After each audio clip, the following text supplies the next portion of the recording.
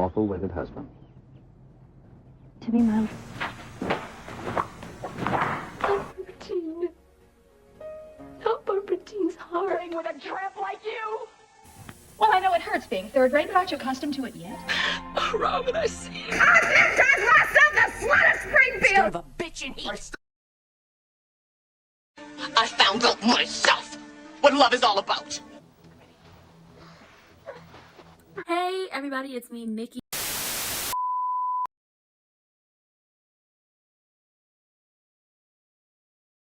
Hey everybody, welcome to Ranting with Ricardo. We are here to talk about what them soaps we are, but before we get into all of that, please remember to always like, comment, and subscribe and turn your post notifications on. Okay, hit the notification bell so you can be updated on all the amazing things that are going on over here, and subscribe. Y'all know y'all want to turn it all on. Share me with your people. Check the description box down below for all my information on how to follow me on different platforms. And with that being said, let's get into them soaps. Okay, this is GH. This is Wednesday to Friday. Okay, this is the recap for Wednesday through Friday. So Christina didn't, she didn't decide to go home down to the courthouse, see if she could find Molly, because, Molly now knows about what Sonny did to Dex and the threatening of Dex and Jason. Christina didn't want her to know because if she knows, then TJ knows, and then TJ gonna throw a hissy fit. Can we make a petition to make TJ's character less whiny? Because I'm gonna just be honest. I feel like the characters on these soaps always change when you get somebody new to play them. I'm like, TJ never used to be like this. TJ was never this whiny. Okay, he may get into a few things. He may have a little affair with Felix's sister, but he was never this whiny. And I get being upset, but listen, TJ, did we forget who your daddy is? Like your biological father and how he shot the man who you're named after? Did we forget about that? He pew-pewed that man. Did we forget about Sean being your biological father? Did we forget about that? I don't think we forgot about that because, listen, remember, Sean was in jail for a long time, Miss Girl. Okay, did we forget who your mama is? Okay, and how she was over there bumping and grinding with Sean while she was married to the man you named after? And how Curtis keeping this... You know what? Let's not get into it. Anyway, Christina to track down Molly. She offered Molly cookies and cakes and snacks and coffee and juice and water. And Molly is like, oh, hey girl, I'll take the coffee. I can't take your snacks, okay? Keep your snacks, girl. I'm not gonna be out here in this courthouse too long. I'm gonna be on the inside. And Molly's like, I can't take these snacks. I got court. It's gonna be a while. Christina's like, I can wait, and she just sit outside like a lost little kid. She's sitting outside like a latchkey kid, waiting for her sister to come up out the court. So now court is over for Molly. She got a staff meeting she need to get to. Christina is like, everything's fine and everything. You want to get some lunch? And she's like, no, I got a staff meeting, baby. I got a staff meeting. I got things to do. Okay, I'm a professional now. She didn't say all of that, but that's what I said. Anyway, Molly is like, I got staff meeting, but what you doing here? Because why is Christina all up in the business? Why is she all up in my facial? Y'all just all up in my grill. You're not normally this clingy. What's going on? And Christina's like, oh, you didn't ask about the baby. And she was like, well, I didn't ask about the baby. Because, you didn't have nothing new to report. The baby fine, everything good. You have anything new to report? No? Okay, so why are you here? So then the conversation goes to where Christina really wants it to go. What you think about what Allie told you? Like, she waiting for the blowback from Molly and TJ about what... I'm gonna call her Blaze. I don't like Allie. Blaze. What Blaze told you? It suits her better. And she's like, oh, you're standing here. You're pretending like you don't know anything about that. And she said, listen, it's clear you didn't intend to tell me. You wasn't going to tell me. And I was going to be kept in the dark until Blaze said something about it. And honestly, I don't think she's going to talk to me again the way I interrogated her to get that information about her. And she's like, oh, Blaze is a forgiving person. And here goes Molly. Well, TJ is too. Girl, no, he not. That boy can hold a grudge. I'm gonna just be honest. Some we don't see, and probably that don't bring up often, is the fact that TJ probably holds her sleeping with Brando over her head just a little bit. Just a little bit. And if he doesn't, the way to take this is when Christina finally takes off with that baby, based off of what I'm about to say next, when she takes off with that baby, once the baby is born, because she's grown an attachment to the child, she's grown in her womb, TJ gonna throw that one night stand in Molly's face. Just rewatch. Mark my words. And Molly said, that's probably why, they're so forgiving. That's probably why we still have the relationships that we have. And I'm just like, TJ been messed up too. Once again, are we forgetting Felix's sister? No, we're not. So Molly is like, I'm willing to not ask you about my own baby. And she said those words, my own baby, so you can be good for the next few months to keep you happy. But it's not fair that I can't ask about my child so you won't get upset. And it's just like, ooh, it's the my baby, my child, my this, my that. And the fact that she done said already to Alexis that when that baby is born, she's going to make sure to keep that baby away from Christina and Christina's drama. This is about to be a shite show, and I can't wait to watch. I'm going to get all my snacks together, and I'm going to be there every week watching it on time. I don't care what is going on. I'm going to be there watching it live on time, because it's about to be a mess. My baby, my this, my that. It's going to set Christina off. Christina already is like falling in love with the fact that this is her baby that she's carrying. This is a mess. This is a mess.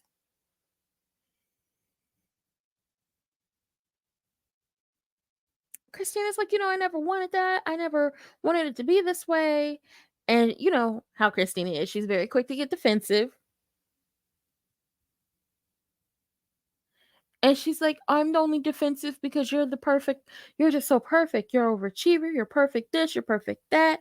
And Molly brings up the fact that she has infertility issues and she's unable to have children of her own, which really was the stupidest thing they ever could have did to Molly. Like, come on now. Come on. And Christina's like, you've rescued me many times. And Molly suggested they not go over every single little decision that each one has ever made because they've both made some bad decisions between the two of them. Just being honest, just being real. And Molly is just expressing how grateful she is for Christina, to carry the baby and have the baby for her. And she can't wait for the baby to arrive. So they will argue over who is going to spoil the baby more. And Christina's like, I think we both know the answer to both of those questions. And it's just like, yeah, it's going to be you, Christina. Talk about we both know the answer. Yeah, it's not going to be Molly and TJ. It's going to be you and TJ. Y'all are going to have to co-parents. Molly is going to have to be the stepmother and aunt to that child if her and TJ stay together for longer than what we think is going to happen when y'all get into this custody battle. But hey, this would be a good time to bring Rick back. I'm just being honest. So down to the recording studio. Natalie there with Natalia. Yeah, Natalia is there with Blaze. And Natalia is asking her, are you depressed? And Blaze is like, no, I'm not depressed. I just don't feel right recording the new single, like re-recording my new single without Brooklyn being here. And Natalia's like, well, the studio's already been booked. And it's just like, you are a pageant mom. You are a momager. You are not giving Mother of the Year award. You are giving, girl, if you don't get her the hell up out of here, because she about to cause some issues award. And Natalia just like, she's playing on the fact that, Brooklyn wouldn't want you to waste time. And it's not like either one of them knew that Gregory was going to pass away. Now, mind you, she didn't say Gregory. She's like struggling to figure out who she's talking about. And Blaze is like, Gregory Chase, her father-in-law? Nobody knew Gregory was going to pass away this soon? Is that who you talking about? Is that the words that are trying to come out of your mouth?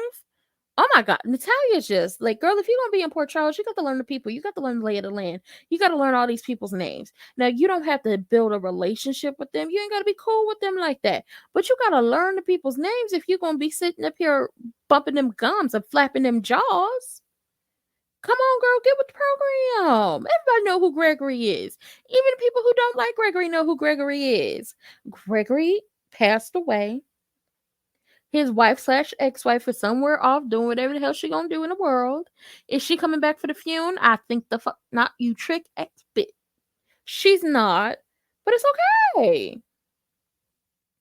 So after she gets caught up in that, Natalia, shifts her energy to the fact that she's concerned about Blaze's lack of energy. And she hoped, Christina and everything Christina got going on would turn things around.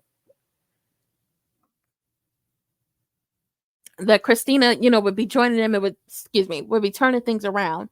And Blaze has to admit that, Christina's not going to be joining them because she had to be, because she wanted to snitch Christina out to Molly. And Natalia's, she seemed empathetic, but let's be clear. She don't care. She cares about the bottom line. That's her daughter becoming a star so she can make that money, honey. And she's like, oh, she's giving her daughter like the motherly energy she needed up until she's like, nothing lasts forever. Girl, what? And it's just like nothing lasts forever. And your daughter is over here saying she thought her relationship with Christina was going to last always and forever. She thought the relationship was going to last. And you're up here putting a damper on that. My God, these parents these days, ooh. Maybe Allie need to go back to and re-raise you because obviously somebody messed up in the raising of Natalia. She just ain't right. Something ain't right with her. And even though Blaze is expressing how she thought her and Christina was going to last, they could be long lasting, they had a real chance, and how much she loves her and all these things, her mama don't seem moved by this. She doesn't care.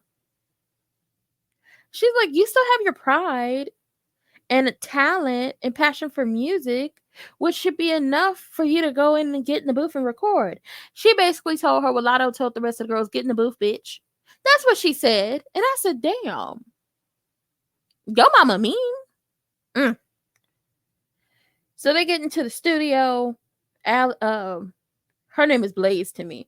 Blaze talking to everybody. She gets into the recording room. Natalia introduces herself. Why is she here? We don't know. Why is you here? Now, the producers are very welcoming, and he admitted that he was surprised to see that Brooklyn and Blaze had decided to re-record the single because it was already great. But that don't matter. Natalia told Blaze to get in the booth, bitch, and that's what she's going to do because she's afraid of her mama. And she does not care if the single is already great. She don't care what Brooklyn's ear for music has. Hell, bring Lois down here. Lois will tell you how good the damn single was. She don't care. It's Natalia's way or no way. And the sooner y'all figure that out, the better off we'll all be.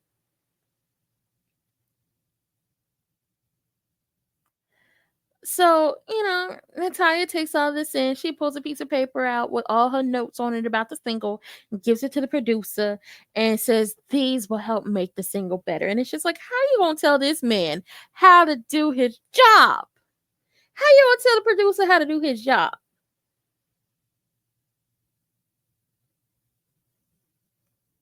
How you gonna tell the producer how to do his job?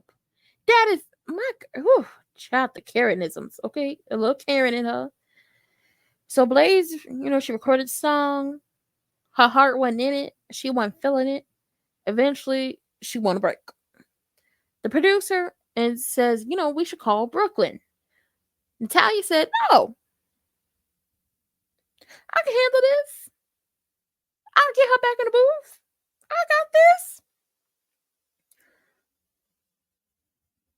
When she got out there to talk to Blaze, Blaze is like, I feel like a fraud singing this song. Okay, I'm not into it. This is a love song. I'm not feeling the love. I don't want to give this out to the people. Certain people will pick up on the fact that my energy is not giving what it needs to give. So Natalia offers to call Christina. But Blaze is like, she knows about the recording session, so she would have been here if she had wanted to be. Child, don't say that to your mama. She already don't like that lady.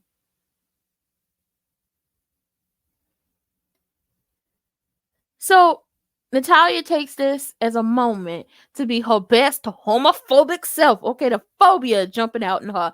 So she takes this moment to tell her daughter that, this just shows you that these relationships aren't meant to last. And I know what y'all saying. People are homophobic in 22. Baby, the people got the phobias, the isms, the icks, they got all that stuff. The phobias, the icks, the isms, all of it. All of it. Top is like out front. The ist, all of it. And we got it right here down to the general hospital. She tells her daughter, this is a reminder that these relationships aren't real. So this, Blaze don't really say nothing other than to assure her mama that her relationship with Christina is real. But once again, Natalia is not swayed. Your mama's homophobic, baby. She homophobic. She don't care about your relationship and you're real with this woman. She don't care. She don't want you to be with a woman. She wants you to be with a man. That's what her mindset is, boo. Let it go. Quit trying to sway her and change her mind. So then Natalia proceeds to say, maybe Christina really just wanted the image of you that she saw on stage and you misconstrued it for love.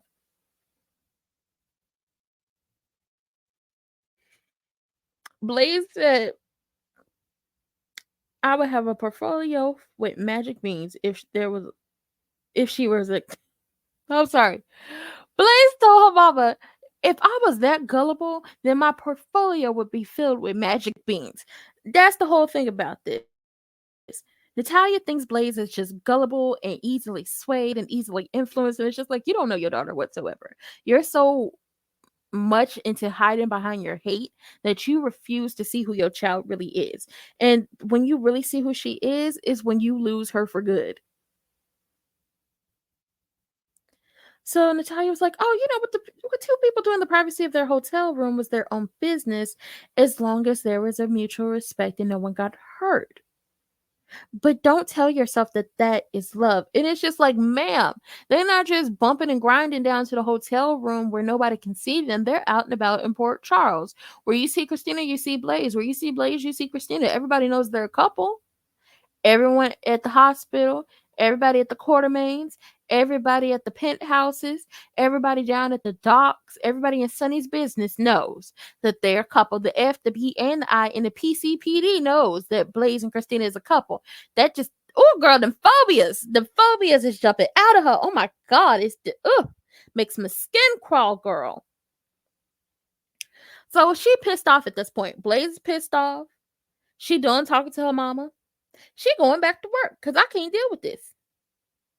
And a few minutes later, Blaze is back to recording. And then here comes Christina. She comes into the studio and Blaze's voice is just all the emotions. All the emotions. She's singing and she's singing with her spirit. She's singing with her heart.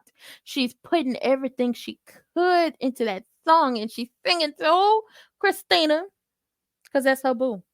That's her lover for life. I wanna love you for life. She wants to love that lady for life, and she is singing to her. So when Natalia notices the change in Blaze, because maybe she noticed. So down to, Brooklyn and Chase's apartment. Okay, it's time for Gregory's memorial. They getting everything together. And she's, Brooklyn just trying to be there for her husband. Now down to Finn's apartment, Finn and Violet is watching as the medical equipment gets picked up and is collected and taken away because y'all know that's what the people do when somebody passes away and they had like a lot of medical equipment in there. You call the people, they come pick it up. And most of the time they do reuse the stuff or resell it or however they do it. And if they can't they'll donate some stuff, things like that. And then Finn is helping Violet get ready for the memorial service and they out the door. Now, they get out the door. Brooklyn and Chase is there with Gregory in Chase's hands. And baby, Finn says, you could have left that in the car. And Chase is like, I ain't been able to put the box down and just walk away. I can't do it. It's my daddy. My daddy is in this box. So Violet go get her little book. She come back. She took Brooklyn's hand. And listen, me and Brooklyn gonna walk together as the women of the family. Y'all two walk together as the men of the family. Let's keep this pushing. So down to the park where we about to scatter Gregory's ashes. Okay, it's a good turnout. We got Elizabeth, Jake, Aiden. Y'all know Cameron is still away at school. Finn, Chase, Brooklyn, Violet, Tracy, Alexis. It's a good turnout. Everybody saying hello to each other. Everybody's greeting each other. Hugs, kisses, smoochy smooch, kiss on the cheek. Do it the French way, boom. And they get to the bench beneath the large tree. And there's a plaque on the tree that says Professor Gregory Chase on it. So it's like, oh. They all gather. Chase hands the box to Finn with his daddy in it. Finn lets Violet, kiss the box. Okay, kiss your grandpappy away. He about to go be one with the wind in the trees. Can you paint with all the colors of the wind? Okay, shout out to the movie. Paint with all the colors of the wind, okay? So, whew.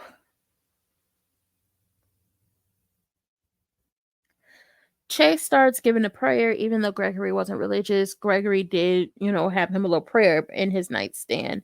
And Finn recites Psalms 121. After that, they do the thing. They spread the ashes. They all remember Gregory.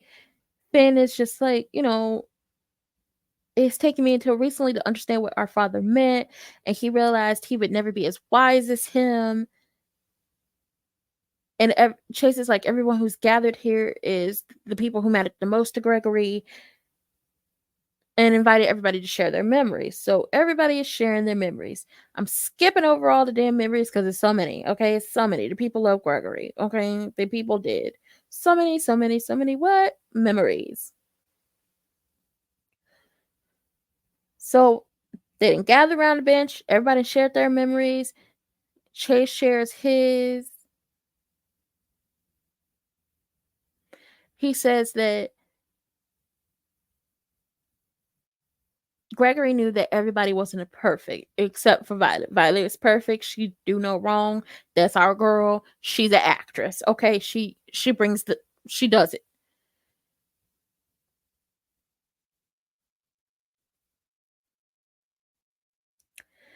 And Chase is like, cause he's giving his speech, and it's a little sad. So give me a moment. Chase is like, we're supposed to find something remarkable in every single person that we meet. And if I could be just as ordinary as my father, then I would be extraordinary. So then he starts sprinkling the ashes. They pass the box around, sprinkle, sprinkle, sprinkle, sprinkle. Sprinkle, sprinkle, sprinkle, sprinkle. We didn't sprinkle Gregory all around here. He is now one with the wind. Can you paint with all the colors of the wind? Let's go. So Brooklyn and her Tracy, they're talking at the Metro Park Gardens, and she's just like, I was touched by what she said about Gregory at the service. And Tracy's like, I'm certain that Gregory would have been pleased with the memorial service. And when the waiter came by, the waiter had two shots on his tray. Tracy picks up two, gives one to Brooklyn. She takes one, baby, they throw them back. Because Gregory had talked her into doing a shot with him, and she wanted to do one in his honor.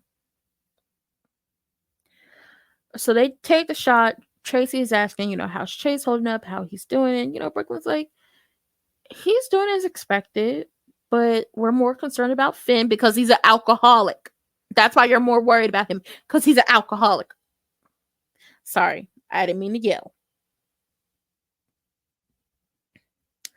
Brooklyn, tells her she and Chase are thinking about like having Violet come stay with them so, Finn could have time to grieve properly. And Tracy had to remind Brooklyn that, Violet is grieving too. And she doubted Finn would want to be separated from his daughter, just like she doubted Violet would want to be separated from her father. And like everybody's having conversations. Alexis is checking in on Finn. They talk about the service. Finn is crediting Chase for being strong and pulling everything together. And Alexis is there to just tell Finn, like, you were a good son too. Like, both of you were good sons to Gregory. And you know how much he loved you, right? And Finn ain't got no words, and he nods. And, Alexis is offering to take him to a meeting with her if he needed it. And he appreciates the offer, but, he wants to spend time with Violet, which is his only priority. And it's just like, no, your only priority is getting you some bourbon up into your system. I got that gin in my system, and somebody gonna be my victim. Or in his case, he about to be a victim of being caught up. He about to get caught up. So Finn decided to change the subject. Let's stop talking about me being an alcoholic. Let's talk about you kissing on my daddy. And he wants to know if she had an affair with his father. That he had been aware, like, you had an affair with my daddy that I wasn't aware of? Was you and my daddy hunching around? And Alexis is like, no. Like, the kids was the kids, but, I'm too much of a coward to risk something to fall in love with a man that she knew was dying. And Brooklyn is asking Chase how is he doing, and he's like, I vow to tell you every single day how much I love you. And how much he loved her every time they parted. Because his father taught him that you never should just leave the things you want to say unsaid. Because you never know when that's going to be your last time to say it. Personally, I'm a strong believer in that. Let me tell you how I feel. Because I never know if this going to be my last.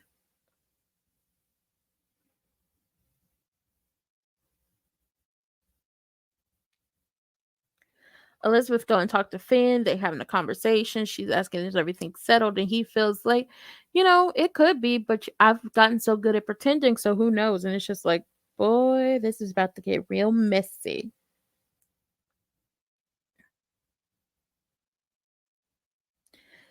This is about to get extra, extra messy. So after everybody leaving, Finn allegedly stepped away to go make a phone call. Everybody then left. Chase decides to go track down his brother. And girl, y'all ain't gonna believe where Finn was. Yes, y'all are, because he's an alcoholic. Child, he was down to the bar knocking back shots, okay? Shot, shot, shot, shot, shot, shot, shot, shot, shot, shot, shots. Everybody, shot, shot, shot, shot, shot, shots. Baby, he was knocking shot after shot after shot after shot back. And I'm like, what you drinking? Because you just throwing this back like it's water. And I know they don't give y'all real alcohol. I know it's like water, or if it needs to be like a darker color, it's probably like sweet tea or something. But what exactly are you knocking back? Just going shot, shot, shot, shot, shot. You ain't even been gone that long, but you knocking these shots back. It's probably like some vodka or some tequila. But I feel like Finn ain't top shelf. He got that low shelf liquor type vibe about him. Like, he not really like that top shelf liquor. Like, I'm gonna pay like $200 a shot or something like that. He very low brow. He very low vibrational. He's giving very much, what's the cheapest? And then give me the cheaper version of that. He's end up here knocking it back. You know what? 95% is oof. So we at the Metro Court at the restaurant. Chase the found Finn knocking back shots in the corner. Okay, just drinking them bitches back. It's about to be a what? A boy fight. Oh, we about to throw them bows. Cause we done seen Finn get drunk in the past. He is not a nice drunk. He is not a nice alky. And Chase finds his brother, and he is like, oh my God.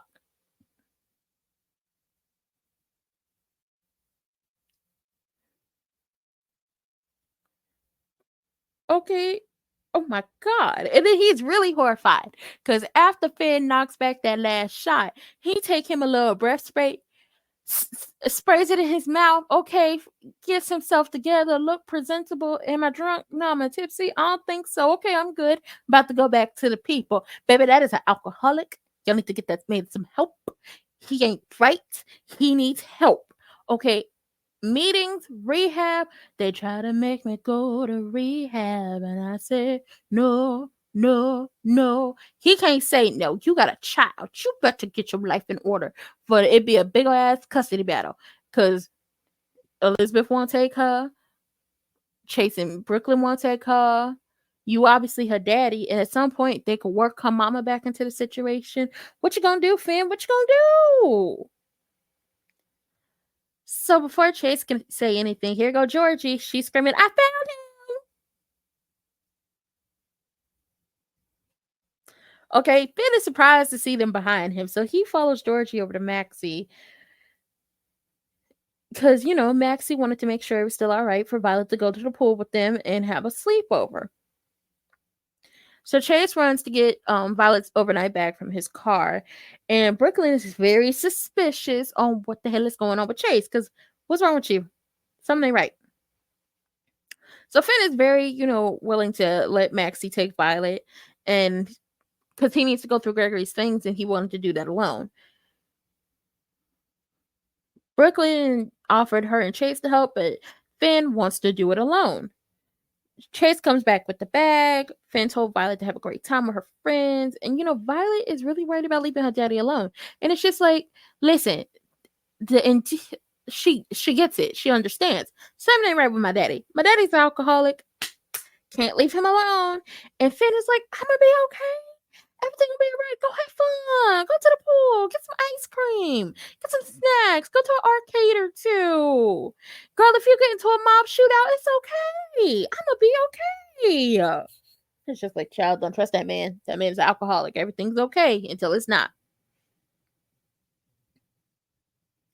So it's been a long day, and Finn's side, he gonna go home. And Chase is like, I hope to spend some more time with you today. But Finn is like, oh, we could do it another day. We could do it the next day. And he hugged him and leave. And Chase like, he would have packed up daddy's things alone so he could drink in peace. So Chase ends up telling Brooklyn what he saw. But he didn't really want to confront Finn in public. And he's like, I need a plan. I need a plan to help him.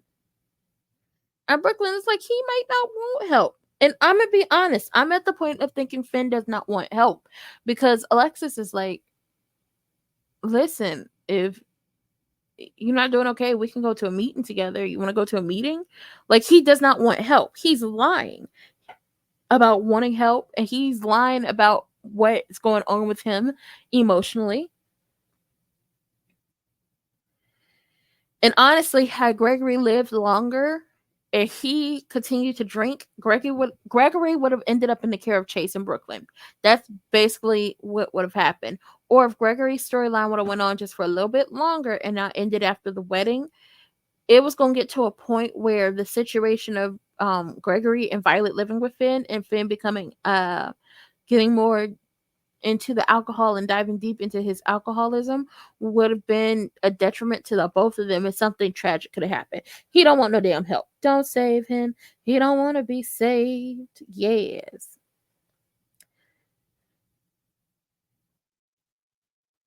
Jocelyn down to the pool. She lifeguarding. She running around. She trying to help the kids. James coming in, followed by Spinelli. Spinelli is asking about Jason. And then here go James. I want a cannonball. But Giovanni, y'all know Gio, he Lois and Brooklyn's cousin, he's staying down to the Quartermains because it's Monica's house. Alan gave it to her. She could have anybody she want up in there. He stopped James from jumping in. And Jocelyn, like, look, if you follow the rules for the rest of the time you're at the pool, I give you only a warning. And Spinelli agrees, so they go on about their business. Jocelyn, like, Gio, what you doing here? He explains Olivia got him a job. He's never had a job before because his family thought it would cut into his practice time. He's a musician, like a really, I got my instrument. I'm great. I could be in the Philharmonic if I wanted to type of musician. And he reveals like he's playing the summer stage concert series. I guess it's in town. And Jocelyn is surprised about this. She's intrigued, and I'm like, Jocelyn, you got a man. His name is Dex. You leave that man alone and keep it pushing, okay?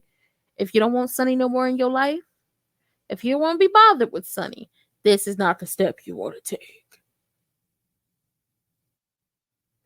And Jocelyn's like, it's really hard to get tickets to that, and he offered to get her some comp tickets.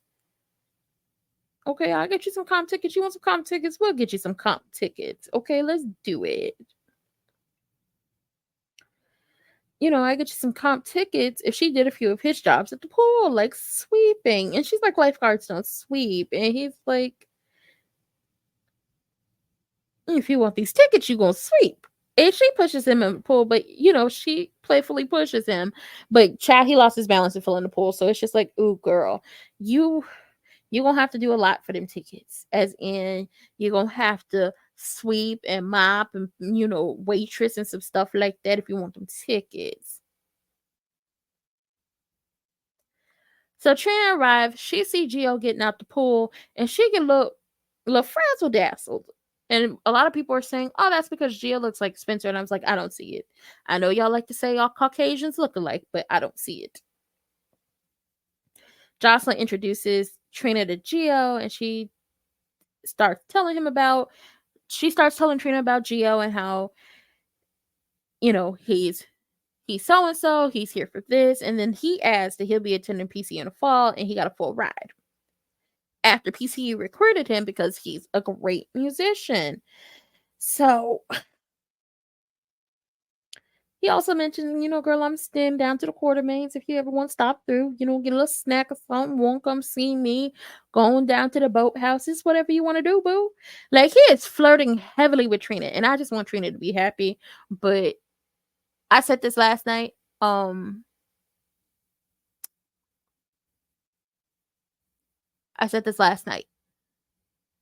And if you know, you know.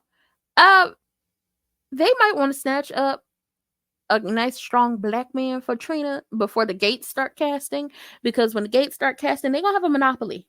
They're gonna have a monopoly. They will, and I will be reviewing the gates. I will. I want to work on that show, but if I can't work, listen, I'm putting in an atmosphere. I want to work on the gates. If I can't work on it, I will damn sure be reviewing it. Okay, invite me to the premiere party. I'll be up in there. I got me a dress. I got me a little something. Trina commented that she and Ava have been looking for some music for a reception they're having at the gallery, and she wondered if he'd be interested. And he agreed and gave her his number.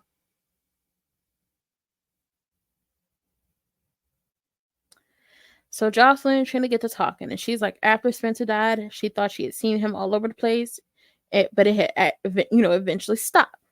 But then she saw Gio, and she thought she was seeing Spencer again. And Jocelyn understands and hugs her friend. I'm just like, girl, Spencer and Gio, not the same people. I know y'all like to say all Caucasians look alike, but they don't. Okay, they don't.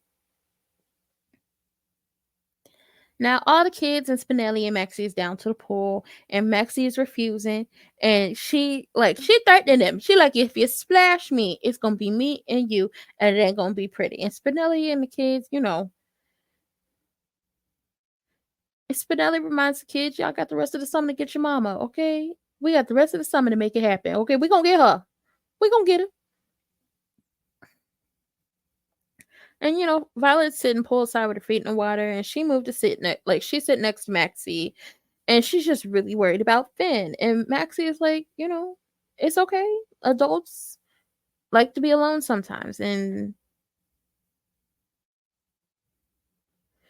she insisted, I'll take you home. Like, she wanted to insist that she would take Violet home if she wanted to go home, but she also knew Finn would probably be happy if Violet was out having fun and not just home going through it.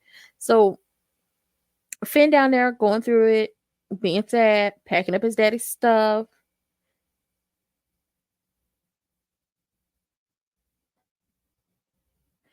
He finds an AA pamphlet. So, he about to do his due diligence. He called the number, asked if meetings had resumed at that venue. They tell him they hadn't, and he hung up. He goes back to close, and then he looks at the keys. Child, looks at the keys and goes down to the bar, and now he's throwing back shots of tequila. See, this is the problem. You're alcoholic. You should have did more research. Instead of just picking up the pamphlet and calling, you should have been like, okay, well, do you know where there's any more AA meetings? Any other venues? Y'all got any other meetings down there I can go to while I'm waiting for the AA ones to take up again? You should have went down to, should have did something else. But no. We're going to let that grief eat us up and have us drinking. I've been drinking. That's what he been doing. So we head back down to the recording studio. Blaze has recorded her song while Christina was watching. It was giving all the emotions. She was feeling it, okay? Just like how Martin wanted Gina to feel a song. Push. You got to push. And then Pam had to ask her, are you singing or having a baby? Blaze was singing, okay? She wouldn't have no baby. She's singing, girl. And Natalia's like, oh, I'm glad talking to Christina, I'm glad that you stopped by, and I figured you would rather be out in the nice weather. Basically, trying to spit her phobias again. So the song ends, and Blaze decided that she wanted to record another take. And Natalia's arguing, oh, the previous take was perfect. It was perfect. And Blaze asked, Marv, who's the sound technician, well, he took a break. So Christina tells Natalia, you listen, let Blaze as the artist decide if she wants to do another take. Let her decide what she want to do. Let her decide if she wants to have another take. And let her decide what she want to do with her music. And Natalia, it basically lets her know, I know what's best for my daughter. She don't know what's best for her. I know what's good for her. She don't know what's good for her. And I know what's best for her than anyone else. And I'm always right. I'm always right. And I'm right about this. That take was the best. And it's just like, girl, you insist it need to be right. It's going to push your daughter away. So Natalia was, I'm glad that you're here. And I heard you wouldn't be showing up and all that stuff. And Christina replied that she wanted to support Blaze in every which way. Even though it seems like you don't want me here. And she's like, I'm still adjusting to the reality of you two in a relationship. And I know my daughter cares about you. And I want you to consider her feelings above your own when, this relationship inevitable, but I can't speak. Basically, she's saying, consider my daughter's feelings when this relationship ultimately ends because it's going to happen. It's not a if, it's just a when. And Natalia explains that, because Christina is shocked at this point. I'm surprised that, my daughter is ready to jump to the next level of her career. And it would be painful to choose between, staying here in Port Charles with you and going on tour, leaving here and going to something bigger and better. So when she has to make that choice, take it out of her hands and choose for her. Give up what you want for my daughter so I can live in a lap of luxury. Now, she didn't say that part, like the lap of luxury, but that's basically what she was giving. It's just like, you're a terrible mother. Just awful. And Christina was like, you don't predict the future. And Natalia was like, I want to protect my daughter. You'll learn what that means. You'll learn that. Because that's what moms do. And it's just like, are you foreshadowing a mess? I feel like Natalia is going to be a part of this whole baby mess. She even might kidnap that baby. She might help Christina kidnap that baby. I'm going to just be honest. So Blaze finishes again. And then here comes Natalia. And she revealed that her mother was right. And then, she didn't need to record another take after all. And she wondered what Natalia and Christina had been talking about. And Natalia lies and says, not much. And when Natalia leaves, Christina comes in. She's apologizing for overreacting about Blaze telling Molly. And Natalia's listening to the song. And she, and she's glaring at Christina and Blaze, and it's just like, your daughter is making some of the best music in her life because she's in love with this woman right here, and your homophobia is going to be the thing that either cost your daughter her career, cost your daughter her relationship, or it's going to cost you your relationship with your daughter, and it's going to cost you whatever managerial role or momager role that you have going on right now, because you're awful, just awful. So, baby, it's Friday, okay? It's Friday, Friday. We gotta get down on Friday. Everybody's looking forward to the weekend. Okay, it's actually Sunday today, but we're on what happened on Friday, okay? Willow and Wiley down to the pool, and Wiley is excited that Drew is there. And they having all these conversations, and Nina's there, and she's angry that Drew offered a discount to a gym machine company, so she spots him at the pool, and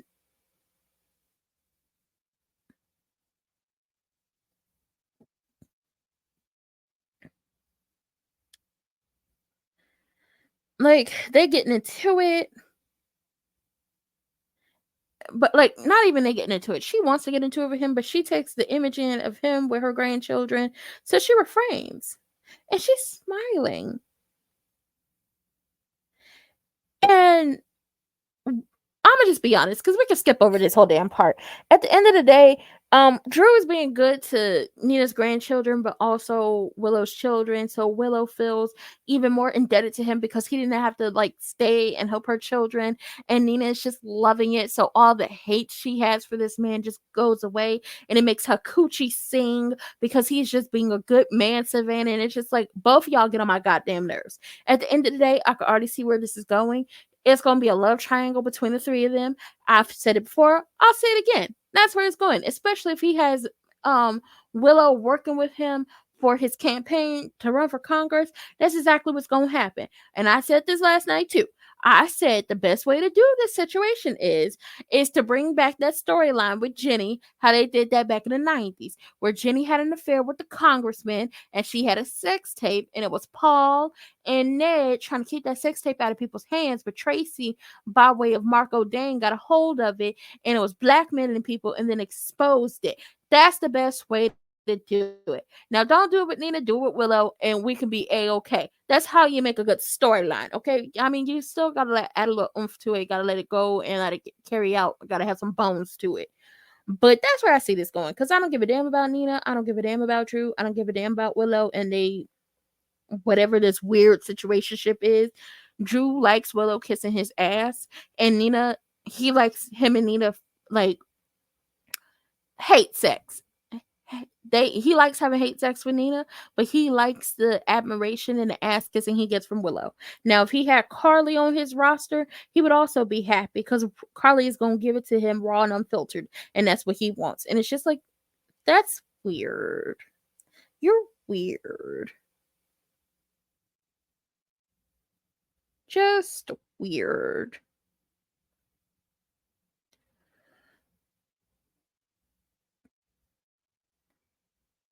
Dex has an encounter with Gio, who's working at the pool, and Gio told Dex that his aunt Olivia had gotten him a job.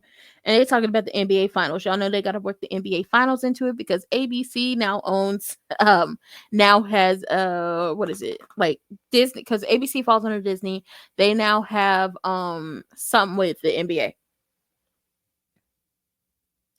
And Dex informs Gio that Jocelyn is a huge sports fan, and he cautioned not to gloat about his favorite team if his team beats hers, because it get her a little upset. And then he talks about Jocelyn and Trina, and he's like, it would be best if the events that had followed Brooklyn and Chase's wedding were to be forgotten by all. Now Trina leaves Dex and Jocelyn to catch up. She go get her little iced tea, a little, run into Gio, see what that thing is doing. So Trina explains to Gio, Jocelyn and Dex have been a couple, and they seem to be patching things up. And Gio is like, child, I see it. It's obvious they like each other. It's obviously they still like each other. And Gio was asking, why they broke up? Tell me the tea. What's the gossip? What's the 411? Let me know something. And Trina's explaining, I don't know the details, but it has something to do with Jocelyn's ex stepfather, Sonny Corinthos. It's awful because guess what? Gio is cool with Sonny. That's Uncle Sonny to the Cerullo family. And he's like, Uncle Sonny? Not Uncle Sonny. And it's just like people have different experiences, thoughts, and feelings on Sonny. Some good, some bad. And he is like, okay, now what about the strange look he was giving me? Because he don't know nothing about Spencer. So what's this? What's going on? What's happening? Tell me why you looking at me weird. Explain that to me. And I was just like, oh, Gio's very bold. He's very bold. He's very, let me ask you this and tell me the truth. Because we ain't got no time to bullshit, okay? Tell me what's going on, girl. So Dex runs it down how he saw Sonny in a park and how Sonny told him that the bad blood between them is done and how he feels like the target is off his back. Then, Jocelyn's relieved to hear that. Yeah, y'all gonna be relieved until he put it back on his back for something that Dex didn't do. But okay, let's keep it pushing. So I guess is asking for something. So Gio gets pulled away. And Gio comes back and asks Trina, have we met before? And she's like, no, but if she looked at him out the corner of her eye, he will remind her of someone she was really close to. And he was like, used to be. What do you mean used to be? He died. She said it simple like that. He died. She said it simple. And Gio feels like, oh my God, I'm such an idiot. I'm sorry. I didn't mean to bring up all this stuff. And it's just like, Trina, girl, you could have broke that just a little more gently. He died. She tried to excuse herself, but it's a whole, it don't work out. And she ends up running away. So Jocelyn catches up with Trina and she asks, if Gio had upset her. And Trina explained that the sudden memory of Spencer had just knocked the wind out of her. And she offered to be with Trina after her lifeguard shift. And Trina wanted to, I want to be alone. And it's just like, y'all gotta watch her. Don't let her be alone. And Trina ends up grabbing her stuff and leaving. And Dex sees it and seeing is she okay? And he's like, no, not at the moment, but she will be eventually. And she's like, life is short and moments are precious. And he was like, okay, then have dinner with me. And I said, that's real smooth. He was smooth with it. Life is short and life is precious. And these moments are so precious. Okay, then have dinner with me. That's smooth. Listen. I know somebody right now that would fold like a house of cards.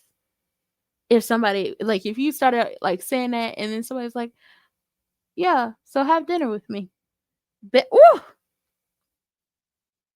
Dex, you give a little boring every now and then, but baby, that was smooth. I don't know who wrote that, but I feel like they used that in real life. But let's keep it pushing. Chase and Brooklyn down at the apartment. They upset, they're angry, they're frustrated. Chase is berating himself for not realizing that Finn been lying to him about having a drink because he's an alcoholic. Alcoholics lie. That's what they do. And even though he's angry, he just wants to help his brother. And wondered, should I shield Violet from Finn?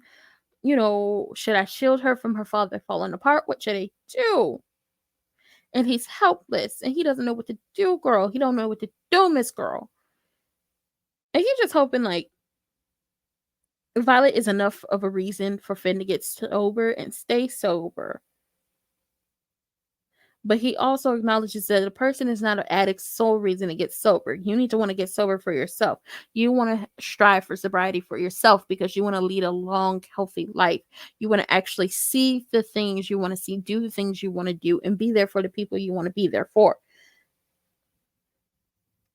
And Brooklyn's he's in denial that he's an alcoholic. He's in denial that he's in a grieving process. He's in denial. So that denial is going to prevent him from seeing a problem with Violet. And he's wondering about these decisions, and Brooklyn and Chase, they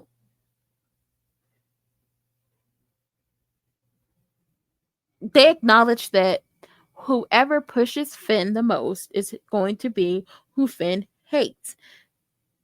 if he's forced to confront the fact that he's an alcoholic, whoever forces him to see that, he's going to hate, and that Violet might hate Chase and Brooklyn for taking Violet away from her father. And, she suggests that she and Chase take Violet to Italy. Like, let's take her to Italy. Let's send him off to rehab. Chase is like, he might accuse us of kidnapping.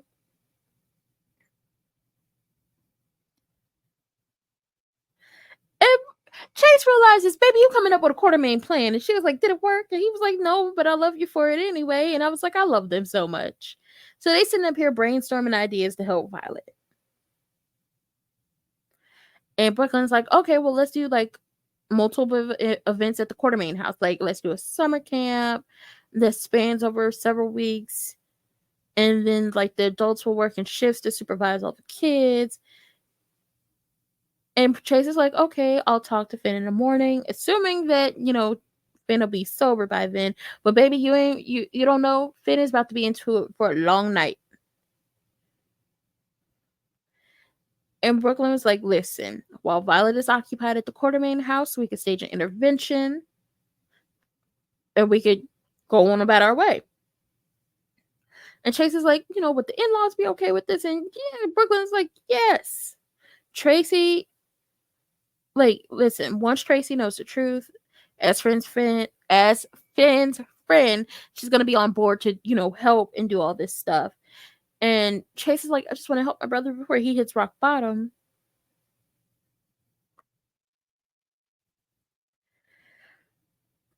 And it's just like, I don't know what you gonna do, friend, because he gonna hit rock bottom one way or another. So Jake and his little friends, they decide to be underage and go down to the bar, the Brown Dog, okay, and have a little, have a couple, have a couple drinks.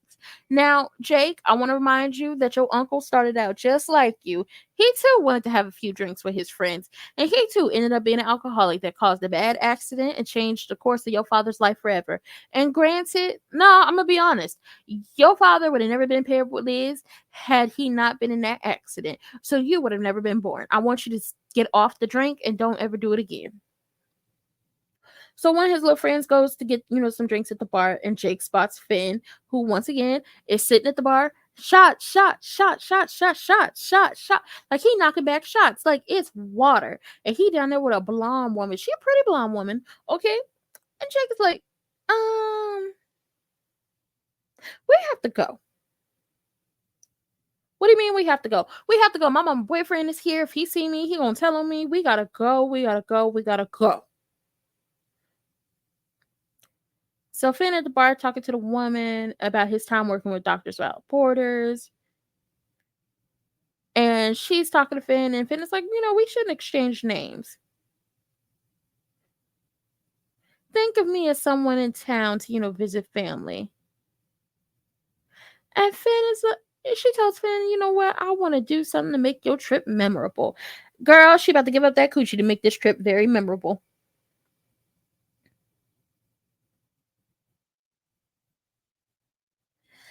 And Jake, once again, like, we gotta go, we gotta go, we gotta go. His friend came back to the table with a drink, and Jake is like, we gotta go, we gotta go, we gotta go. My mama's boyfriend is up in here. If she tell on me, we all in trouble. So when Jake looks over his right shoulder,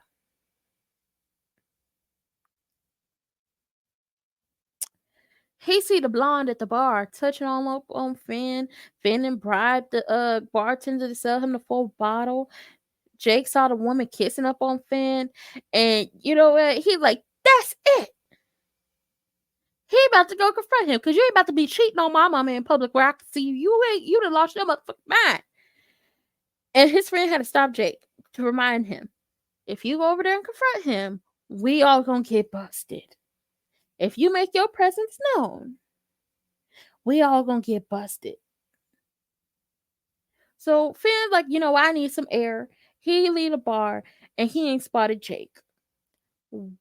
Once Finn and that lady leave, he apologized to his friends, and he get on about his business. He about to go snitch and tell. And it's just like, that's right. Go tell Elizabeth. Set her on a path of destruction. So Finn decided to take that nice little blonde lady back to his apartment. He turned on the lights. He's confronted with all of Gregory's things. He thought about sorting through his father's clothes. The lady asked him what's with the boxes. He lies and says, "Oh, this is my stuff from my time with Doctors Without Borders." And she could see that he troubled, and she offered to take away all the bad feelings. Okay, she felt like her coochie will heal him. Okay, some people think that. Some people think, a little vision, a little pain will heal the people, but it won't. It won't. It's just gonna make it go away for a while, but then they problem's still gonna be there. So she kissing up on him. She looking him in his eyes, and he's giving permission to kiss all up on him, and it's just like, ugh. So things just went bad to worse. Boy, how can this get worse? How can this get worse? How can this get worse? Baby, let me tell you because it's about to get worse. So Jake carried himself on down to the hospital, and he gave Elizabeth a little lie. And he tell Elizabeth, "Listen, me and my friends was on the way to the movies, and we saw Finn coming out of a dive bar with this woman, and she was kissing all up on him. And it's obvious they had been drinking, and he didn't, I didn't want to tell you because I didn't want you to, feel bad, but I felt like I had to tell you because you're my mama and I love you and you take care of me and I don't want you to be hurt." So Elizabeth thanked her lying ass child for having done the right things. And she told Jake, "I handle it when I finish work. And I see you when I get home." So Jake get up on the phone and it's like, "It's Jake. My mom has a situation. She needs you." And you know who he calling his pappy? "Okay, come on, Jason. We need you to come be a father right now. We need you to come get a father." Remind me, somebody in the comments, because I know this is a long one, okay? I know this is a long one, but they was irking my spirit this week. Remind me to do a breakdown of why I can't be mad at Jason and his relationship with his kids. Okay, anyway. Elizabeth is after her shift. She decided to go ahead and carry herself down to Finn's apartment, and she almost knocked. But she like, "Bitch, I got a key, so I'm about to use my key. I'm about to go up in here. I'm about to wreck shop. I'm about to regulate some things. I'm about to get everybody together." Oh, baby, she walk in and Finn and the woman is on the couch, and they kissing all up on each other. It's an empty bottle of liquor sitting on the coffee table, and I'm like, "Damn, how y'all run through that empty liquor that fast?" And then I'm like, Finn's alcoholic. All of this is like water to him. And Finn just look up at her like, "Oh, I'm caught. Oh well." And it's just like, so this about to be a mess. This about to be a mess. Like, this is already a mess, but we're gonna do mess times 1,000. Because at some point in time, Jason is going to show up to that apartment, and then all hell gonna break loose. But what can you expect from General Hospital? They made a clean sweep down to the. Well, I won't say a clean sweep. They really racked up on the awards at the Emmys. I know they won for like best soap. So congratulations to them, and congratulations to everybody who won an Emmy, okay? I too want to win an Emmy in my time. I do.